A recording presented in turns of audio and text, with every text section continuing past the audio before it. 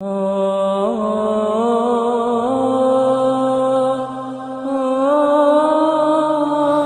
بن کثیر ازدی شہدائے کربلا میں سے ہیں۔ واقعہ عاشورہ میں وہ ان لوگوں میں سے تھے جو امام حسین کا پیچھا کر کے کوفے سے باہر نکلے اور کربلا کے نزدیک امام کے ساتھ مل گئے۔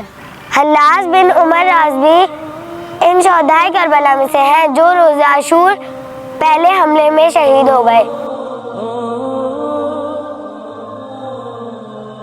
سوار بن منم شہدائے کربلا میں سے ہے۔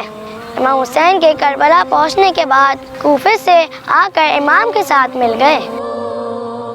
عمار بن حسان تائی شہدائے کربلا میں سے ہیں۔ آپ ایک مخلص شیعہ، معروف بہادر اور شجاع تھے۔ مکے سے امام کے ساتھ کربلا آئے اور امام کے سامنے شہید ہوئے۔